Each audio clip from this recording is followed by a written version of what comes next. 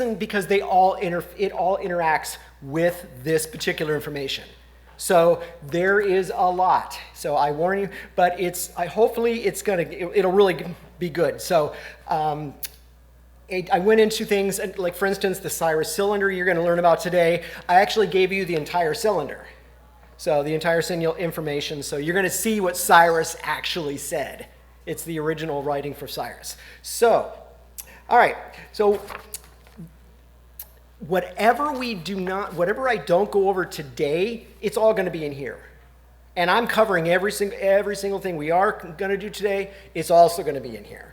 So the good news is you guys can do this. So in the very last slide, we're going to talk about how to go back and learn this stuff again. So, because there's so much information in this. All right. In 586, Jerusalem was destroyed. We talked about that 2 weeks ago.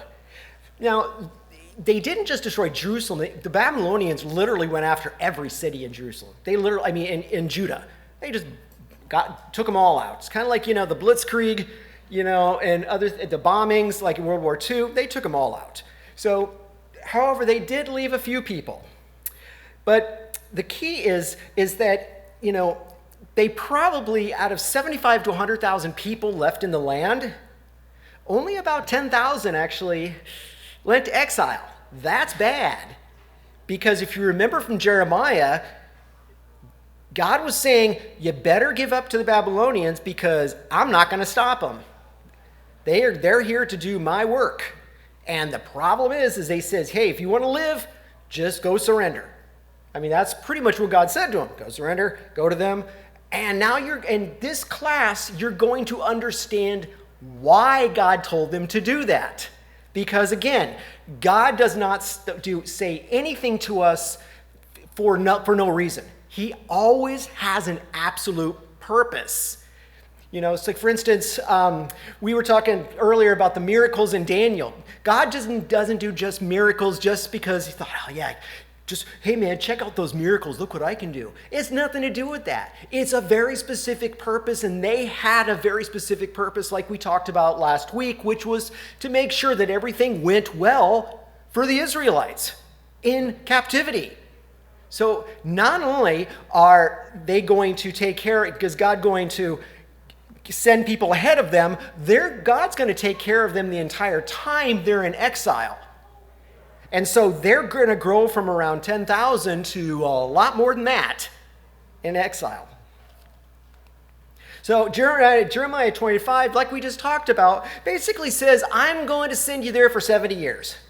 Now, it all depends on how you look at it. Is it a true 70 years? Is it not? It really doesn't matter. Even if they were just an estimate, it was very, very close to 70. If not, maybe a few more, a few less, depending on you look at it. But the thing is, God did send them there, and they did come back in just about that amount of time. So, and God was going to use Nebuchadnezzar to do this. Now, the good news is, God is going to use another guy today. He's going to use this other guy, and this guy is not going to come and attack them and kill them. This guy is going to give them everything. This is what we're going to call also the second Exodus. The second Exodus. So if you remember what happened in Exodus before, this is exactly what Cyrus did for these guys, minus the plagues. So, all right. So the thing is, throughout the Bible, God gave people chance after chance after chance after chance, just like us. He does that constantly. His goal is to bring us back to him. He wants us to have a relationship with him. As we saw through the prophets, man, over and over, all God's desire is not to kill the people, but to help them, for them to look to him. He allowed problems to come in, and those problems were supposed to direct the people back to him. Sometimes it did, oftentimes it didn't. Again, so when we have problems in our lives, don't ever think of it just being as, God's punishing me or God's, no, God, that's not the way he does things. He doesn't do it for punishment. He does it so that he can get your attention because he wants to be God and he wants you to look to him as God. Okay? So we know that they did not return to God. So God put Ezekiel and Daniel over them like we talked about last week. So when it all was over, in 539 BC, Cyrus of Persia marches into Babylon. Now, again, in the paper, I go into all the detail of how he did it, what he did with going to the Medes, going this way. I even put in some stuff from Herodotus. If you guys know he was the Greek historian who wrote a bunch of stuff.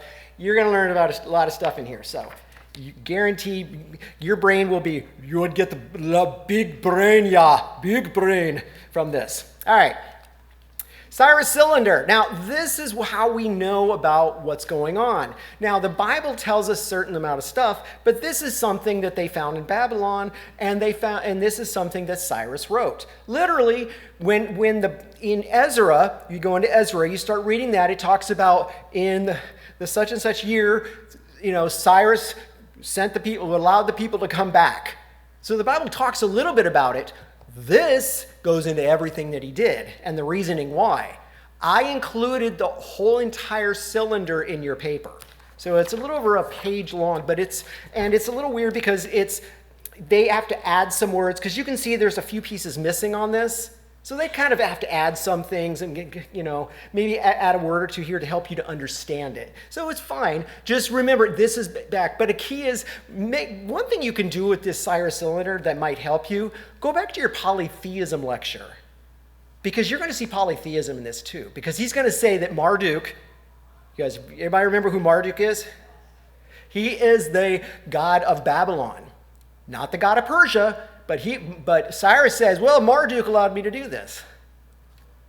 So, anyway. But just so you know, Cyrus, it's unlike Constantine, Cyrus never became a Jew and never did that. But God still used him anyway. All right. So the reason why Cyrus, what he did, he was going to allow everybody to come back if they wanted to come back. And there was a reason, and the cylinder actually tells us that the previous two empires had forcibly removed people. We're going to send you over here. And let me tell you, they weren't very happy about it. So guess what they did at every chance they got? They rebelled. Not only that, they also took all their religious articles. If they destroyed a temple, they took all the stuff. Because remember, you take the God cannot, their God can't help you now. Remember we learned that in polytheism. When they conquer nations, they always take the stuff from the temple because then to the people, their God is no longer there. Because remember, the God inhabits the idol. Craziness, but true. That's what they thought. All right. So what he did is he said, you know what? I don't want to make all these gods mad. Because what Cyrus thought he did was these guys did because they destroyed all these places. Their gods got mad and took it out on them. That's what he just figured that. Who cares what he thinks? The good news is he did it. And however he did it, however God got him to do it, hey, that's awesome. So many people from Benjamin and Judah took advantage of this. Not everybody. There was a lot of people that stayed. So here's the thing. If you're in a place that's awful, rotten, terrible, and you hate it and you can't wait to get out, you would look counting the days down until you get out of that place. Thousands stayed. It couldn't have been that bad. And it really wasn't. So God made it okay for them. But the key is that, the book of Ezra kind of describes in 536, they got back to Jerusalem. It took them about 8 months. In the paper, I talked about how far, it was a long distance they had to walk. But they literally, about 50,000 people came back. Now, you got to understand, only around 10 went. Now, we already got 50,000 and a lot more people stayed. That's quite prolific. They grew a lot. A lot of people in Jews grew, so that's pretty awesome. So in 536, what they did is they laid the temple's foundation. So they went there and they literally started sacrifices right away. So they were back on track, which is good. That was kind of the idea of everything, that stop looking at these other gods because that was the big problem. Now, unfortunately, there's going to be other problems going to start, but they're not going to be polytheistic much anymore. That's the good news. So not only did that, but Cyrus gave them money and gave them all the supplies from their temple back. It's all coming back to them. So God basically says, okay, you can build another temple. Let me give you everything you need to get it. Remember the Exodus. Isn't that what God did in the Exodus? When Moses was leaving, God said, they're going to give you all this free stuff. And Moses ended up using that free stuff to build the ark. So, pretty cool. Anyway, they started foundation. They did this. What could go wrong? Okay, we'll get to that in a second. Before we answer that, let's talk about a few things first. In 530, Cyrus died in battle. You got to remember, these guys, that's what they did. They went and attacked everybody, and they got a huge kingdom. Now, the Persian Empire was the biggest empire to date. It was very, very big. Very, very big. So it extended all the way from Greece down to Egypt, all the way over to India. If you know your geography, that's a long way. That's a pretty good size. So Cyrus died. Then Cambyses, his son, came in and took over. Again, it's all in the paper here. And then Darius the Great killed Cambyses and assumed control. So what we're going to see is that we're going to see the Bible's kind of going to get to a point where they start talking about building, and then we almost sudden we jump ahead to the point where we start having problems with Darius. Okay, so the reason why I'm showing you this is because it's kind of confusing, because in Ezra, he kind of jumps back and forth on things. But the key is they started with Cyrus died, Cambyses comes in, his son, Darius is a usurper, takes control, and that's where everything's going to start again. Okay, I know it's a little confusing, but hang with me. So, one other thing we need to understand about the Persians is that they had a religion called Zoroastrianism. Zoroastrianism is very, very much, it's semi-monotheistic. What does monotheism mean? One God. Yep, one God. So it's semi, kind of. Meaning they have a main God overall, but they believe that there are other gods in there. So, and what's interesting about Zoroastrianism, and I wrote it in the paper, is that in Zoroastrianism, 650 BC, this guy named Zorro, not that Zorro, this guy had the name, the other guy Zorro, he went and somehow met, some angel and gave him all this information how to create this new religion. Sounds very familiar because it's not like Islam. I actually put this in the paper of actually how Islam really sounds just like that. And it's pretty amazing how they're very parallel. So, but the key is with this, they didn't do idols. They didn't believe in them. They didn't have temples, okay? They didn't have any of that stuff. And that's going to become important here in just a couple minutes. So please keep that in the back of your mind that they didn't do these things and have those things. So Greek historian Herodotus, that's him. That's Herodotus, nice eyes. I guess he's always thinking. Now, whenever you deal with Herodotus, you've got to kind of take him with a grain of salt. It's kind of like Josephus. Yeah, that's great, Josephus. I'm sure it's mostly true. You can't really trust him 100%. The goal is you learn a little bit from it. And so what Herodotus basically said is that, hey, this is the problem with over there. They had no images of gods, no temples, no altars. Well, one other thing, here's another interesting factoid, I'll just throw that in there, from Herodotus said about the Persians. Does anybody know, think about, what do you think the Persians' favorite day of the year is? Back then. Take a guess. What's the favorite day of the year of the Persians, as per Herodotus? Friday? No, they don't have a Friday back then. They didn't have Fridays. So that's okay. But what do you think? What holiday or whatever you think they're going to make them be happy? Halloween. No, not Halloween. No. Birthday. I know. That was the joke. Herodotus is like, these guys celebrate their birthday. They go absolutely nuts on their birthday, per Herodotus. I don't know. I just figured I'd throw that in there because even he thought it was kind of crazy. So yeah, that was just kind of about the Greeks. I'm sorry about the Persians. All right, the next problem is is that the Jews, when they went into captivity, remember I mentioned there were some people that stayed. Also, there were a lot of places that didn't go into captivity, like guys in Israel, which would become Samaria, Moab, Ammon, Anan, Edom. Some of these guys didn't go either. Now, if you take and kill off most everybody in land, so let's just say we take Pennsylvania and we wipe out almost everybody in Pennsylvania and move all but a couple people out, what do you think people are going to do from the other places? Free land! Woohoo! And that's what they did. They went into Israel and started taking over and said, we got this.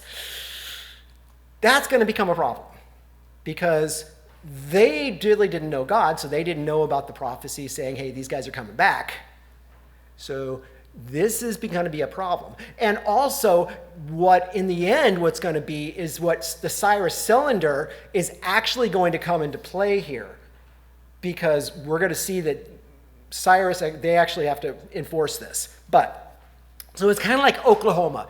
You go like they did in Oklahoma. They went and they forcibly removed all the Indians out of there onto reservations. I lived in Oklahoma for a little while. It's not probably the worst state in the nation, but it actually has interesting history. So they moved all the Indians, and then people came in. And so what they did is went and got a land grab. They grabbed all the land. The difference is the Jews came back, and the Indians were still forced to live in reservations. That was pretty sad, really bad. But it's very similar. So the reason why I'm putting it in there so you can understand that they literally went in and just grabbed everything they could, the people who remained. All right. So let me introduce you to a couple people. Joshua. Joshua becomes the high priest. That's going to become important when we get to Zechariah here in a minute. And Zerubbabel is the governor. Those are the two guys you're going to read in Ezra that did most everything. Okay? So when you read Ezra, Joshua, and Zerubbabel, when you read Haggai and when you read Zechariah, those guys are mentioned. Okay? So the governor and high priest. So let's go back to return and with the temple now. So let's talk about joy and celebration. So in Ezra 3, they talk about when they first get in 536, things are good. Verse 3 says in Ezra chapter 3, despite the fear of the people around them, they built an altar on its foundations and sacrificed burnt offerings on it to the Lord, both morning and evening, like they were supposed to do in the first place. They went back to what they're supposed to do. That was the goal. Hey, man, come on back. We're going to, got to start over again. No, there's no idols this time. In the second month of the second year after the arrival of the house of God, Zerubbabel, Joshua son of Zodok, began their work. Again, these two are always going to be mentioned because those two kind of led everything. Many of the older priests and Levites and family and head had seen the former temple. Remember, the 70 years, they believe, started around the time of Daniel in 605. But you had people in 586 being taken. So there were people that were only 50 or so during the time. So they could be 80 and they would have been 30. So they would have seen the temple. And I'm going to tell you, that actually was a very hard thing for these guys. And we're going to see just in a second in the book of Haggai why that was a hard thing. Okay? So they wept aloud because they're like, great, we're going to get a new temple. This is cool. They remember it. Okay? However, it don't get easy sometimes. Have you ever started something and all of a sudden everything gets really, really tough? Well, that's kind of what happened here. When the enemies of Benjamin Judah heard that the exiles were building a temple for the Lord, the God of Israel, they came to Zerubbabel and said to the heads of the families and said, let us help you. Now, this is the reason why I just talked about the last things. Remember the land grab. The Bible doesn't really talk about that, but that's really what it was. That was historically what happened is they grabbed the land, they lived in there. Now these guys are coming back and claiming the land for themselves. It really was rightfully theirs. But that was a problem. So these guys from Moab, most likely, from Samaria, or which is Israel, these guys came in and said, hey, man, we can, come in and help you out if you want, man. Trust me, no charge. We'll get there. then Zerubbabel's like, not a good idea. It wasn't a good idea. So they said no. Zerubbabel, the rest of the Hitter family said, you have no part with us in building this temple. We alone will build the temple for the Lord, the God of Israel, as King Cyrus, the king of Persia, commanded us. He did command them to do this. So they literally had the force of the government behind them. But remember what happened to Cyrus? What happened to Cyrus? He died. Okay? So the government. I don't remember what Cyrus did. Cambyses comes in. Remember, that's to understand here. Are you seeing the point, the picture? People come in, they don't want you here, they're going to give you problems, and now all of a sudden, the people who literally gave you the ability to get this going now died. So, the idea though, what they're trying to do was to aid the Jews so they could have a say over the city. Oh, we'll help you with this. It's kind of like you build a stadium in a city, and it's always called by whatever people that bought the stadium. So I know I'm thinking Denver was the Pepsi Center. So it would have been the Edom Center Temple or whatever, the Moab Center Temple. The people were actually trying to say, hey, I want to get in on this. Then the people around them set out to discourage the people of Judah and make them afraid to go on building. This is really sad. They bribed the officials. Wait a minute. The officials were Jewish, and they accepted the bribe, seems like. Yikes. Sounds like a lot of our government, huh? So they accepted the bribe that to frustrate their plans during the reign of King Cyrus, down to the reign of Darius, king of Persia. So remember we just looked at Cyrus, Cambyses, Darius. We're talking a long time. It actually was 16 years. They stopped them from building. Because not only did they threaten them, then on top of it, they bribed their people to say, hey, come on in, here, take some money, whatever else. It was more than just money they gave them. I know we're going to see later what some of the other things they gave them, but the goal is they threatened them, they did all these things, and they had to stop. Okay? So they had to stop. So when the returning Jews came to Jerusalem, they were very eager to build the temple, right? However, as time went on, opposition to what they wanted and all the opposition to what they were doing ceased. Just like I said, story sounds just like the Jews, again, were persecuted, keeping them from rebuilding. However, so it sounds like, they're like, oh, we can't build this because they're causing too many problems and we have all these issues. However, that's one side. Remember, it's kind of, there's two sides to every story. That's one side of the story, which is partially true. So let's see what Haggai had to say. So now let's jump ahead to 520 BC. Okay, remember we're in Darius now. We went through Cyrus, he died. Cambyses was there, he got killed, and now we have Darius, and now it's 520, and God's starting to say, hey guys, where's the temple? You've been here 16 years. Oh, there ain't no temple here yet. And of course the people sit there, and we're going to look at one other issue that happened. So you got to give them some grace, because some things did happen. But listen. So this is what God said to him. These people say, the time has not yet come to rebuild the Lord's house. They got to the point where they're saying, I don't think it's time yet. I don't feel the Spirit's leading me to do that yet, Come on. God told them to do it. Cyrus told them to do it. They didn't do it. So God's like, oh, okay, you're saying these things. Then the word came through Haggai. It's time for you yourselves to be living. Is it a time for you yourself to be living in paneled houses while this house remains in ruin? They were building their own houses.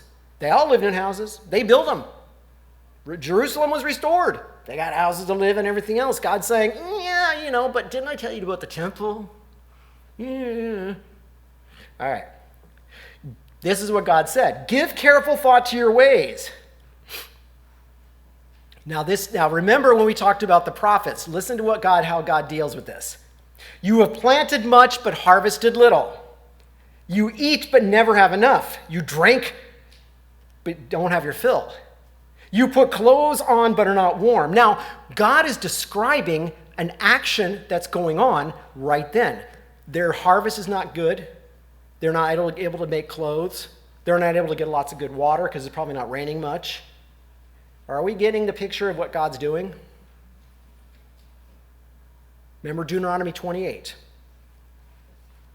You earn wages only to put them in the purse with holes in it. They weren't obeying God. So Deuteronomy 28, if you remember, we went over this a lot in this class. God said, if you fully obey the Lord your God. Did they obey God? No, they didn't. They didn't build the temple. They had 16 years. Now, granted, again, it was hard, but 16 years later, God will set you and do all these things with you. But on the other hand, if you do not obey God, then all these bad things are going to happen. Now, remember, we talked about God never was out to just massacre and kill people, but he did withhold rain sometimes. Look what he did with Elijah.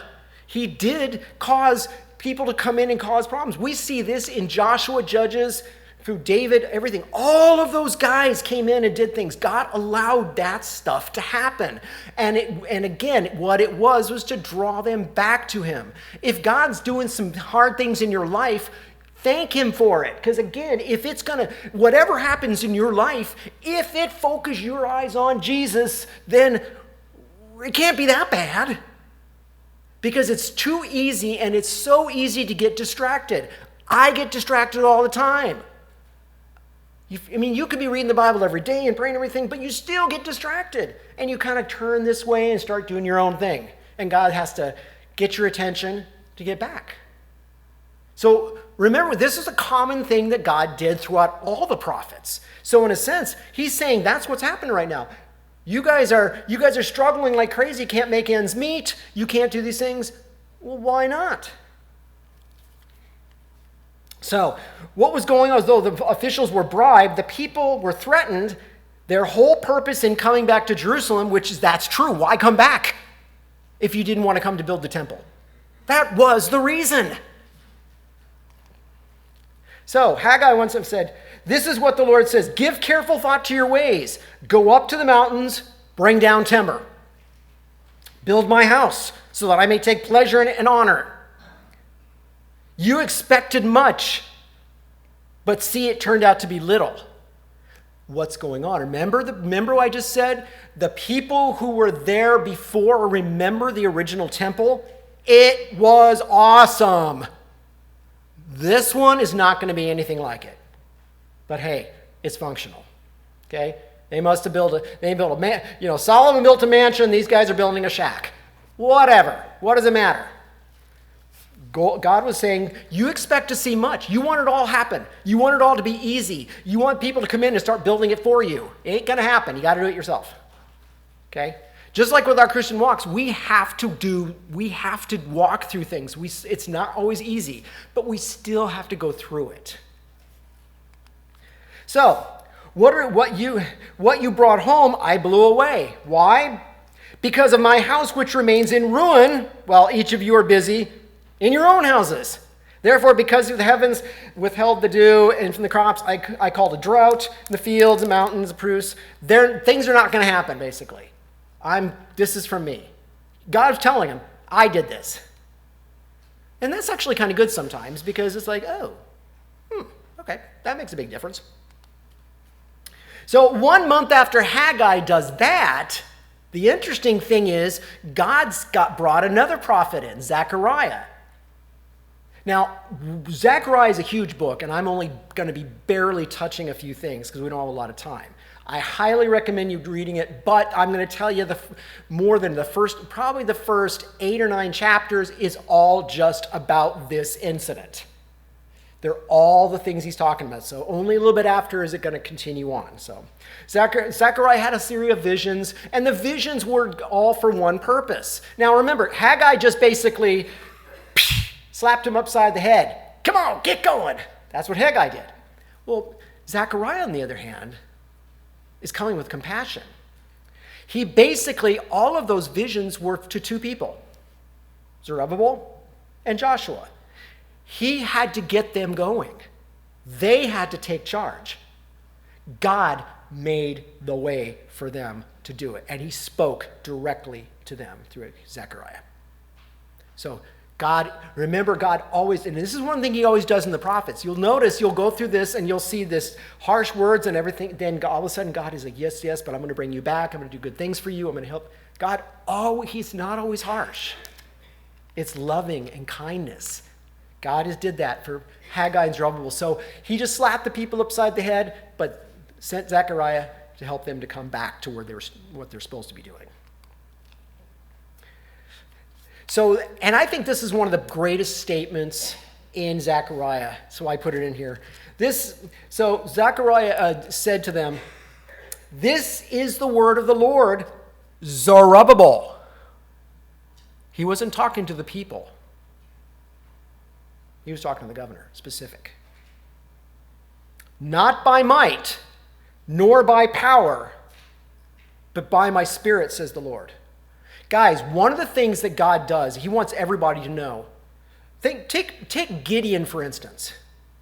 Gideon, he took the least, probably the most unfavorite guy in the whole place, whose family was the least popular of everybody, who had no influence over anybody. He says, okay, you're going to go and take out the Moab. You're going to go out and take out all these people that are coming after you. Oh, by the way, you're not going to need that many people. No, you don't need that. There's too many people. You got to weed them down. Basically, what God did is he sent them to a place of about 50,000 people with about 300. There's no way they could have done it. The goal was, who do you think is getting the credit for this? Gideon couldn't take the credit. Neither could Zerubbabel. In the end, God gets the credit. He's the one who wants to do this for us. He gets the credit for it. And that's what we got to remember, that when anything good that happens to us, we've got to give him the praise. Because ultimately, if you really look back and think about it, without him, we couldn't have done any of it. So, what are you, mighty mountain? Sounds like from what he said to Gideon. Before Zerubbabel, you will become level ground. So basically, the mighty thing that you can't overcome, I'm going to take care of it. God wants to demonstrate his power to us, and he may take us through really hard circumstances so that he can do that power. And the first thing I think of is your dad. Think of your dad. Can I give a synopsis real quick? Can I give a synopsis? So, his dad was a Christian and went through some hard times, and he was, whatever. The state kind of went after him, convicted him of a crime he really didn't commit, and put his dad in jail for a year. That's a big mountain. You do not want to be in jail. But you know what his dad did? I still get goosebumps. Every time I think of that, I think of what your dad did. His dad started ministering to the people to jail. God used him. The mighty mountain that was in his dad's way, God overcame. So thank you for that. But reality is that it wasn't his dad was so wonderful and great and everything else. The fact is that God is wonderful and great, and God did it. So the mighty mountain that's in the way, God says, no big deal. I'm going to make it flat ground. That mighty mountain was, these people are unruly. These people want to do their own thing. These people are taking bribes. These people are everything. But don't worry, you're going to come in and take care of everything. And I'm going to give you the power to do it. It's pretty amazing. See what I mean by how God does everything? This is wonderful. All right, so let's go into just towards the end of this. Ezra and Nehemiah. If you want to understand about the return from exile, you've got to go through Ezra and Nehemiah. They believe Ezra wrote both Ezra and Nehemiah, but regardless, It happened. So in Artaxerxes, Ezra and Nehemiah they also brought back exiles. Now, here's the thing. I know I'm jumping ahead, but here it is. Cyrus, Cambyses, Darius.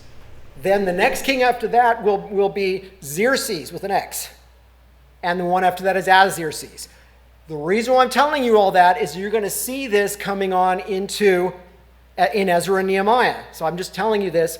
The good news is I put it all in here and I gave you the whole entire story. So hopefully this will help you to understand all of it, because it's a lot. So Ezra and Nehemiah both brought back exiles. Not that many, though. A lot of people didn't want to come back. That's what they wanted.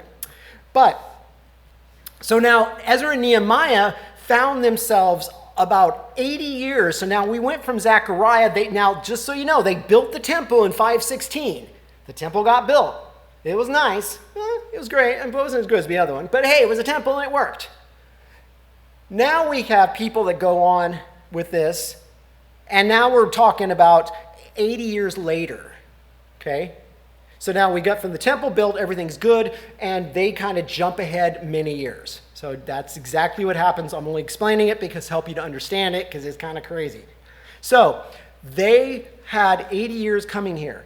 So, and then what we find is that we find all these new problems. Now, were they serving other gods? No. But they were having some big time problems. But then again, so do we. So here we got Malachi coming in. Malachi comes in at about 430. Remember, they got there in 536. So over 100 years later, Malachi, the last book in the Old Testament. Now, if you're Italian, yes, of course, you're going to call him Malachi. Hey, Malachi, how you doing? Come on. But anyway, so this guy is the last guy in the Old Testament. 100 years after they get back, Malachi pops up. But I'm going to tell you guys something. You're going to want to go through Malachi very, very slowly. Because in my opinion, Malachi has more information to give us than most of the other books. I'm not saying they don't, but there's so much packed into this little book. It's crazy how much stuff is packed in there. All right. So Malachi comes and says, hey, you priests show contempt for my name. And they're like, how do we do that, God? What do we do wrong? By offering defiled food on my altar. Remember, they started immediately in 536 doing sacrifices. Over 100 years later, we have Malachi saying, you guys are taking defiled food. But how do we defile it? He says. And this is actually kind of disgusting, but by saying that the Lord's table is contemptible, when you offer blind animals, lame or diseased animals, then you did something very bad. So this is what they were doing. They were doing so many sacrifices, and I don't blame them. They were probably doing 30, 40 sacrifices for people a day. There was tons of them. But somebody comes in, and so the priest comes in, he looks at the sacrifice, looks over the sacrifice, and this is what the priest is supposed to do. There's a blemish right here, is a spot. Can't accept it. You got to go back and bring another sacrifice.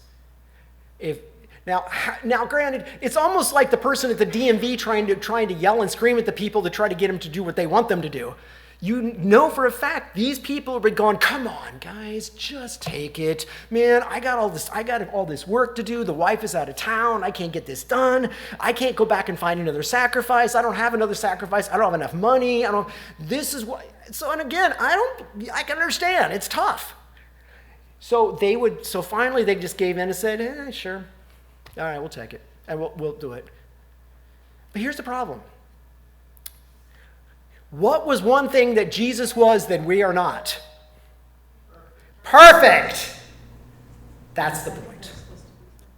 It's got to be perfect. You can't be messing around with that. So it's got to be perfect. All right. So what they're doing is doing that, and that God said, this is bad. All right, we're almost done. Divorce and intermarriage. So I wanted to make sure I put this one in there. In Malachi, it says divorce and intermarriage was a sin to God. Okay? But he talks about that in Ezra and Nehemiah. This is also often being used to say that marrying outside your race is sin. Now, I'll tell you, throughout Christian history, that's been a big problem. Hold your horses, or hold your camels. Whoa, Nelly. Let's slow down for a minute. Let's see what he really was saying. Now, I went into more detail about this in the paper, but you gotta go through Nehemiah, Ezra, and Malachi, all three of them, to kind of get the whole picture, what was really going on. Divorce and intermarriage continue. Judah has been unfaithful, a detestable thing committed in Israel. Judah has desecrated my sanctuary, and the Lord loves, by marrying women who worship a foreign god. Okay? It gets worse. This is a witness to you and the wife of your youth. You have been unfaithful to her, though she is your partner, your wife in a marriage covenant. Has not one God made you? You belong to him in body and spirit. You belong to God. Basically, what they're doing is they're marrying unbelievers. God was and this is look at what he says. What does God seek? Godly offspring. Let me tell you guys, the number one thing I see in the court systems, and you all know I watch tons of that, but I'll tell you, the number one thing I see, especially when it custody battles and divorces and stuff, the one thing that gets destroyed more than anything else is the children. But let's go on, we're going to go just a little bit farther into this. The man who hates and divorces his wife. Now, again, we say divorce is wrong, and it's not. God doesn't like divorce, but this was what you're talking about, in a sense, was a little different than that. Does violence to one he should protect. So what was happening in Ezra and Nehemiah, we see the men were divorcing their Jewish wives and marrying the non-Jewish wives. Now, if you remember, the problem was Solomon. What did Solomon have problem with? That's exactly right. And they turned his heart away. If you go through Leviticus, if you go through Deuteronomy, God says you cannot do that. The idea is it's nothing to do with race. It has everything to do with don't be unequally yoked with unbelievers. Don't think, well, God, I'll bring them to you. Don't worry. It's not your job to bring that person to God, and you can't do it anyway. So the idea is what they were doing is they were leaving the children and leaving the wives, or maybe even taking the children with them, and married the foreign wives, and the foreign wives are sacrificing to different gods. The whole reason why God took them away in the first place was that. It has nothing to do with race. It has nothing to do with that. It has everything to do with be equally yoked you need to be equally yoked. Please do not go with unbelievers. It's not that unbelievers are bad or evil or whatever. It's just the fact is there's a huge difference there, because they're going to turn your heart away from God. And that's what God is doing. So not only that, they would leave these women and leave them destitute, the Jewish women. That's why God said that's violence. They left the women just, see you later, honey. I got my new girlfriend over here. I'm heading out, so I'll talk to you later.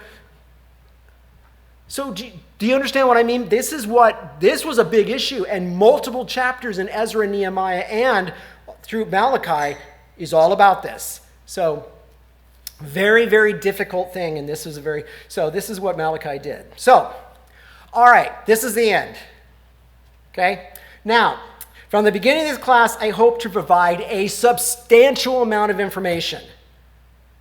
I know I blew you all away with information. But let me tell you the meeting I had with Jeff multiple times before I even started the class. He's like, that's a lot of information. I said, yes, I know. I got to give it, and I'm going to give it, and I'm going to start him off with homework. I'm going to start him off with papers. I'm going to get this going. So the key is, guys, the whole goal of this class is to give you as much as I can. Fortunately, you don't get a lot of stuff in the Old Testament, and it's not anybody's fault. I'm just saying you just don't. But the thing is, so that's what I'm doing with all of this. I'm going to put this all together as one packet if you want to get it again. We have all the videos to go back and watch again. So until we come back next year, this would not be a bad idea to go back and do this whole thing again. I purposely did it that way. I purposely gave you 6 months worth of information in 3 months. Okay? I know I did. I know a lot of people didn't want to come to class because of it. I don't blame them. It's hard. But the key is you now can go back and do it all again if you need help with that. So if you also need help, you could ask me. I'd be more than happy to help you. I'd leave whatever you guys need. If you need more information, let me know. So anyway, thank you guys so much. You've been wonderful. Please make sure you read this. This goes into everything, and actually the ending is actually just like this. So any questions about all of what I just went through today?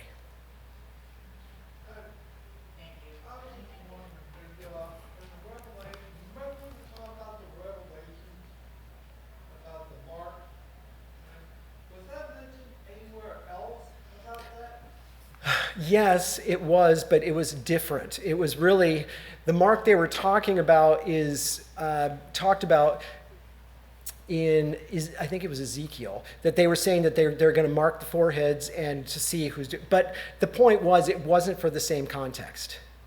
It was a little bit different.